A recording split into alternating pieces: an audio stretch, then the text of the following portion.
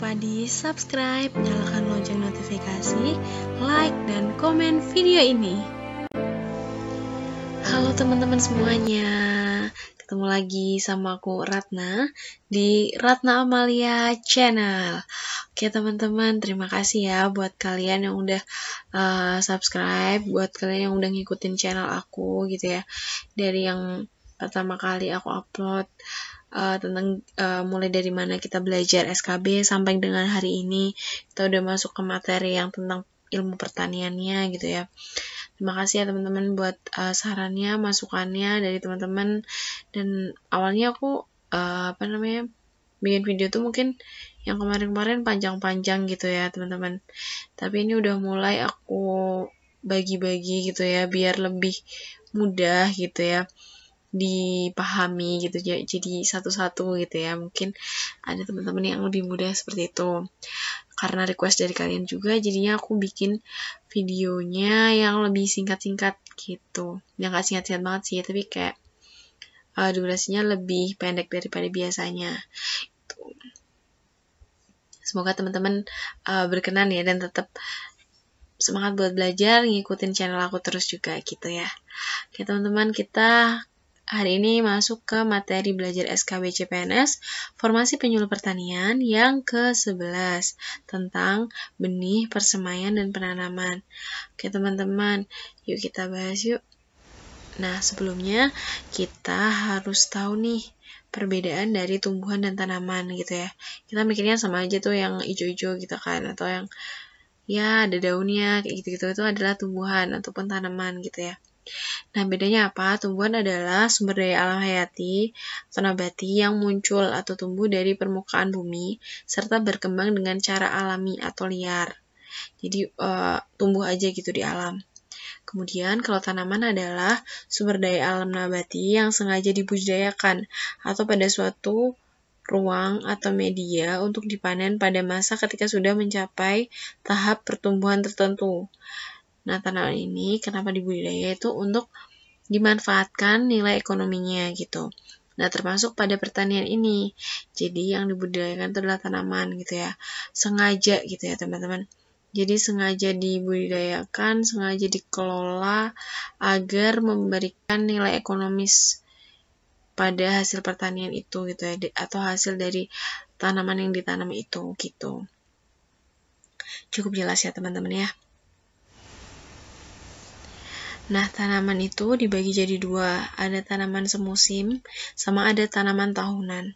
Nah, tanaman semusim merupakan istilah yang digunakan untuk tanaman yang dapat dipanen dalam satu musim tanam atau satu musim tumbuh gitu ya, untuk menyelesaikan seluruh siklus hidupnya dalam rentang 1 tahun. Gitu. Jadi kayak satu musim tanam itu nggak nyampe setahun gitu ya, dia udah bisa dipanen gitu. Tanaman semusim ini mempunyai umur yang pendek gitu dan rentan terhadap serangan hama penyakit. Tuh. Nah, tanaman semusim ini umumnya pembiakannya menggunakan biji. Contohnya adalah tanaman padi, jagung, kacang tanah gitu. Kemudian tanaman tahunan. Tanaman tahunan itu biasanya tanaman pohon yang mempunyai siklus hidupnya lebih dari 1 tahun atau bisa dikatakan bertahun-tahun gitu ya teman-teman. Ataupun pertumbuhannya itu tidak terbatas tahun. Nah, tanaman tahunan ini biasanya tanaman keras yang lebih kuat gitu ya teman-teman terhadap serangan hama penyakit. Gitu. Nah, tanaman tahunan ini memiliki fase vegetatif yang lebih lama daripada fase generatifnya. Tuh, dan fase generatifnya itu ada bunganya, ada buahnya gitu. Tuh, nah, tanaman tahunan ini menghasilkan buah ya teman-teman, karena dia kan lama gitu ya tumbuhnya. Dan bagian-bagian tanaman lainnya itu bisa digunakan untuk hal lain, untuk keperluan lain, kayak bagian batangnya, untuk kayu misalnya, seperti itu.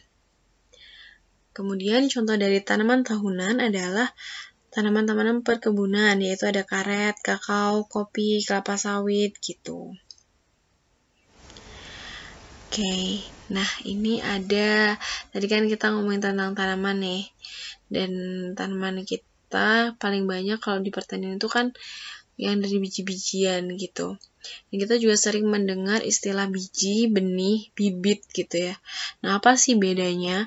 Nah, biji itu adalah bagian generatif atau alat perkembangbiakan dari suatu tumbuhan. Itu biji. Itu memang sudah ada gitu ya, dari tanaman itu gitu. Nah, kalau benih itu adalah biji yang telah mengalami perlakuan untuk dapat dikembangbiakan gitu. Kalau biji aja itu memang alat perkembangbiakan gitu ya. Tapi kalau benih itu udah dikasih perlakuan tertentu gitu ya. Untuk disemaikan biasanya. Untuk disemaikan biar dia bisa tumbuh, bisa menjadi bibit. Nah, bibit ini adalah benih yang disemaikan dan udah berkecambah gitu. Dan bibit ini biasanya udah muncul tanaman muda, jadi kayak ada bakal akar, terus ada daun kecil seperti itu. Nah, ini ada label benih ya teman-teman. Ini lumayan banyak aku temukan soal-soal tentang ini di latihan soal untuk SKB CPNS Formasi Penyuluh Pertanian. Ini label benih ini ada 4 teman-teman yang perlu kalian ketahui. Yang pertama ada label kuning, yaitu label benih penjenis atau breeder seed atau disingkat BS. Nah, BS ini merupakan benih dari hasil pemulia tanaman yang mempunyai kemurniannya itu kayak murni banget gitu ya. Nah, benih ini jumlahnya biasanya masih sedikit. Biasanya masih dalam pengawasan oleh pemulia tanaman dan jarang sekali ditemukan di pasaran. Gitu, karena ini masih harus dikembangkan lagi gitu ya, teman-teman. Selanjutnya, ada label putih. Label putih itu adalah benih dasar atau foundation seed atau disingkat FS. Nah, benih jenis ini itu ada di pasaran walaupun masih jarang gitu ya, tapi nggak sesulit yang berlabel kuning dan harganya pun sangat tinggi gitu ya teman-teman. Gitu, karena merupakan benih yang kemurniannya tuh masih terjaga juga gitu karena anakan dari atau ibaratnya apa ya? Turunannya dari label yang kuning atau dari benih penjenis. Kemudian yang selanjutnya adalah label ungu atau benih pokok atau stock seed atau disingkat SS. Ini merupakan turunan dari benih dasar. Itu diberikan perlakuan yang terbaik sehingga kemurniannya juga masih baik gitu. Dan benih ini juga sudah lumayan banyak di pasaran. Kemudian selanjutnya adalah benih yang berlabel biru atau benih sebar atau disingkat ES Extension Seed. Nah, benih ini merupakan benih yang paling sering digunakan oleh petani. Bisa ditemukan di kios-kios pertanian karena lebih mudah untuk ditanam seperti itu. Oke, setelah kita tahu tentang perbedaan tadi ya, benih, bibit, biji gitu ya. Nah, kita masuk ke persemaian. Tadi kan dibilang kalau benih itu mengalami suatu perlakuan gitu ya.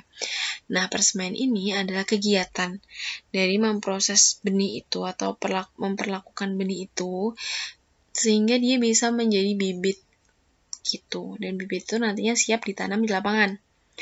Atau dengan kata lain, persemaian itu adalah menyebar tumbuhkan atau menanam benih pada suatu media khusus gitu ya dengan persyaratan tertentu sehingga benihnya tadi itu bisa berkecambah dan bisa tumbuh tunas atau jadi bibit yang baik untuk ditumbuhkan. Nah, persemaian ini dilakukan untuk apa? Untuk menyediakan tempat tumbuh yang optimal bagi tanaman. Gitu, sehingga nantinya tanaman itu yang udah dalam bentuk bibit itu mampu beradaptasi dengan lingkungannya, lingkungan yang langsung yang ekstrim gitu ya. Dan jarang terserang penyakit gitu. Kemudian kita tahu juga nih persemaian tadi kan ditanam di media tertentu gitu ya. Nah, kita bicara soal wadah dan medianya. Nah, wadahnya itu bisa digunakan gelas, pot, polybag, nampan, ataupun tray semai yang khusus gitu. Nah, medianya adalah kokopit, bisa tanah, biasa juga bisa, sekam, kompos, ataupun campuran keempatnya. Nah, syarat media semai yang baik itu untuk bisa menjadi media tanam gitu adalah memiliki sifat porus atau mampu menahan dan mengalirkan air dengan baik. Kemudian memiliki aerasi atau ruang untuk perputaran udara yang cukup. Dan yang terakhir adalah bebas patogen. Itu ya teman-teman. Jadi gimana memodifikasi lingkungan itu untuk si benih ini biar bisa tumbuh gitu ya, dan siap untuk beradaptasi nantinya dipindah untuk ditanam di lingkungan yang sebenarnya. Oke, ini tahap-tahap persemaian ya. Jadi biji itu kan tadi awalnya, biji itu mengalami perlakuan nih biar jadi benih ya. Jadi mengalami perlakuan pendahuluan. Itu dilakukan skarifikasi. Skarifikasi itu biar terbuka gitu ya. Jadi bijinya itu terbuka untuk bisa menyerap air gitu ya, biar bisa tumbuh. Nah, skarifikasi ini caranya adalah perendaman atau perlakuan kimia atau pemecahan biji langsung secara mekanik gitu ya. Langsung aja gitu, dipecah gitu. Kalaupun melakukan perendaman itu dilakukan sekitar semalaman gitu. Nah, kemudian setelah melalui skarifikasi ini udah direndam nih semalaman, kita bisa cek kalau biji yang baik itu kita coba masukkan ke air. Jika tenggelam dia tuh berarti baik gitu ya, karena benih itu tuh udah ada isinya, udah padat gitu ya, jadi mudah tenggelam. Nah, kemudian setelah kita udah mempersiapkan bijinya atau benihnya gitu ya, kita udah persiapkan benihnya ini, kita buat media. Nah, medianya itu tanah sama pupuk perbandingan 1:1. Kemudian dilubangin di tanahnya itu, kemudian disirami setiap hari gitu. Nah, persemaian ini biasanya dilakukan sekitar 2-3 minggu sesuai dengan sebenarnya bisa dicek di kemasan dari benihnya yang kita beli gitu ya teman-teman. Itu. Nah, kemudian selanjutnya itu sebelum dipindah ke lahan, bibit yang udah muncul dari hasil persemaian itu dikeluarkan beberapa hari biar dia bisa tetap mencoba untuk beradaptasi secara langsung dengan lingkungannya. Itu baru benar-benar nanti ditanam biasa. Nah, penanaman adalah kegiatan memindahkan bibit dari tempat persemaian ke lahan pertanaman untuk bisa diambil produknya gitu ya.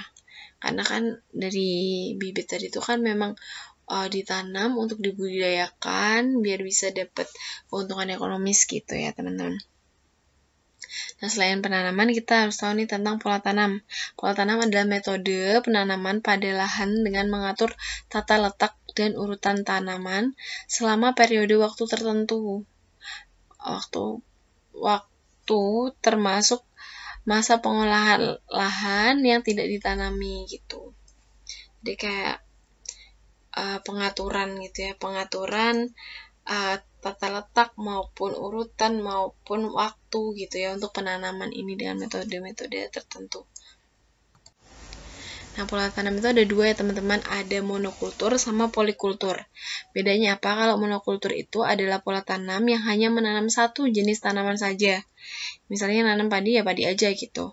Nah, kelebihan dari pola tanam ini adalah budidayanya relatif mudah karena hanya menangani satu tanaman aja kan. Tapi kelemahan itu adalah rentan terserang penyakit ataupun hama gitu. Kemudian polikultur. Polikultur ini adalah pola tanam yang menanam banyak jenis tanaman di suatu lahan. Kalian di suatu lahan itu ada tanam padi, ada palawijanya gitu. Nah, kelebihannya adalah pola tanaman polikultur ini mengurangi serangan hama gitu ya, meminimalisir lah gitu. Kemudian kesuburan tanah itu akan meningkat gitu, dan petani itu punya hasil panen yang beragam gitu ya teman-teman. Nah, tetapi yang satunya lagi adalah polikultur ini juga punya kelemahan gitu, karena nanti akan menyebabkan persaingan untuk memperoleh unsur hara dari tanaman gitu, sehingga OPT juga lebih banyak gitu yang bisa atau mungkin saja menyerang gitu teman-teman. Sudah cukup jelas ya teman-teman untuk pola tanam ini gitu ya. Dan untuk tentang benih, tentang bibit dan juga penanamannya gitu. Semoga bermanfaat ya teman-teman untuk materi belajar aku yang kali ini. Oke teman-teman, terima kasih ya atas supportnya buat aku. Semoga kita semua yang sedang berjuang untuk bisa mengikuti SKB, untuk bisa lancar SKB-nya, kita selalu sehat, selamat gitu ya. Dan tahun ini semoga rezeki kita bisa menjadi ASN, menjadi penyuluh pertanian gitu ya teman-teman. Amin, amin, amin ya rabbal alamin. Oke teman-teman, jangan lupa untuk subscribe dan juga nyalakan lonceng notifikasinya nih, biar nggak ketinggalan ketika aku update untuk video-video belajar yang selanjutnya. Oke teman-teman, terima kasih dan sampai jumpa di video aku yang selanjutnya.